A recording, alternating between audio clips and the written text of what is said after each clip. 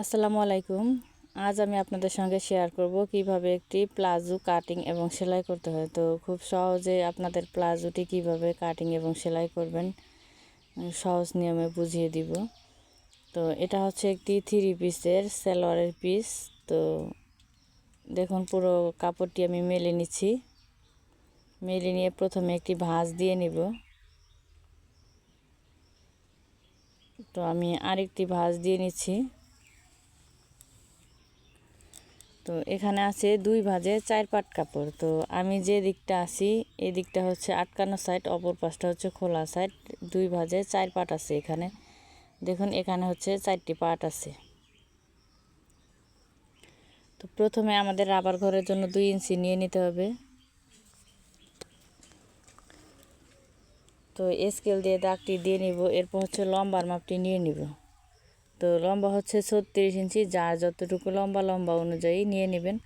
তো 36 ইঞ্চি নিচ্ছি, 1 ইঞ্চি নিচ্ছি সেলাইয়ের জন্য, যেহেতু আমি পায়ের মুহুরিতে চিকন করে মুড়িয়ে সেলাই দিব। তো 36 ইঞ্চি লম্বার জন্য আমরা হাই নিব হচ্ছে দেখুন 13 ইঞ্চি। তো 13 ইঞ্চি হাইটি নিয়ে নিচ্ছি। আর এখানে দেখুন প্রায় কিন্তু 16 ইঞ্চি লুজ আছে। তো পুরোটাই আমি লুজ দিয়ে দিব। এই জন্য এই খোলা পাশ থেকে 2 ইঞ্চি বাদ দিয়ে এবার হাইয়ের শেপটি দেওয়ার জন্য কিন্তু 2 ইঞ্চি বাদ দিয়েছি।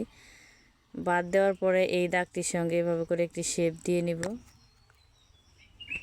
তো এরপর হচ্ছে এখানে যে পায়ের মুহুরিটি আমি নিব হচ্ছে 20 ইঞ্চি। 20 ইঞ্চির অর্ধেক হচ্ছে 10 ইঞ্চি। তো লাইটের আলোর জন্য যেহেতু সাদা কাপড়টি, এই জন্য কিন্তু দেখা যাচ্ছে না। তো এরপর হচ্ছে এই দাগ অনুযায়ী কাটিং করে নিব।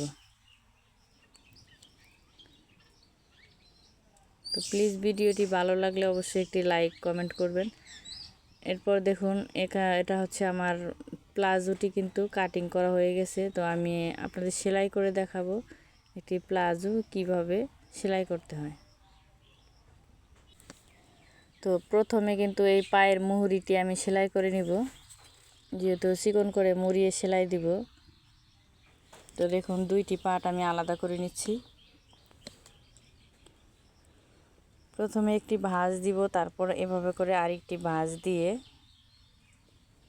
এই মুহুরিটি চিকন করে সেলাই করে নিব।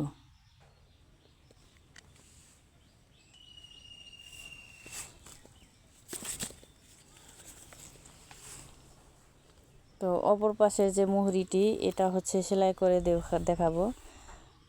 তো যারা একদম সেলাই কাজে নতুন, তারা যদি ভিডিওটি শুরু থেকে শেষ পর্যন্ত দেখেন, তাহলে কিন্তু আপনারাও খুব সহজে প্লাজো তৈরি করতে পারবেন। এবার হচ্ছে ভালো পাশটা আমি ভিতর দিকে রেখেছি, আর উল্টো সাইডটা নিচ পাশে আর উপর পাশে রেখে এভাবে করে হাইয়ের সাইডটি সেলাই করে নিব। তো 1/2 ইঞ্চি কাপড় বাদ দিয়ে এই হাইটি সেলাই করে নিব। তো এখানে অবশ্যই ডাবল করে সেলাই দিয়ে নিব। তো অপর পাশের যে হাইটা 1/2 ইঞ্চি কাপড় বাদ রেখে এই পাশের হাইটাও সেলাই করে নিতে হবে। তো 2টি পার্ট এভাবে সমান করে ধরে এই সাইডের হাইটা এভাবে করে সেলাই করে নিব। তো প্লাজো সেলাই করা বা কাটিং করা খুবই কিন্তু সহজ। তো দেখুন 2টি সাইড আমার সেলাই করা হয়ে গেছে। এবার হচ্ছে 2টি পায়ের মুহুরি আলাদা করে নিব। আলাদা করে নিয়ে এখানে 1 ইঞ্চি পরিমাণ বাদ রেখে, যেহেতু সেলাইয়ের জন্য আমি 1 ইঞ্চি রেখেছি, তো 1 ইঞ্চি বাদ দিয়ে এবার হচ্ছে পায়ের মুহুরি থেকে হাই পর্যন্ত সেলাইটি নিয়ে আসতে হবে। আবার হাই থেকে অপর পাশের পায়ের মুহুরি পর্যন্ত সেলাইটি নিয়ে আসতে হবে।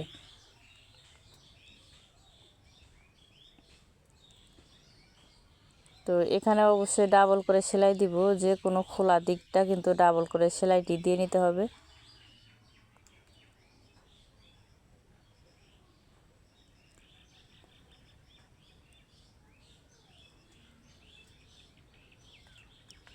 এবার হচ্ছে রাবার ঘরটি সেলাই করে নিব। তো এভাবে করে একটি ভাঙা দিব, ভাঙা দিয়ে এভাবে 1.5 ইঞ্চি চওড়া করে ভাঙাটি দিয়ে রাবার ঘরটি সেলাই করে নিতে হবে। তো মাথাতে অবশ্যই স্টিচ দিয়ে নিব। স্টিচ দিয়ে এভাবে করে পুরোটাই সেলাই করে নিব।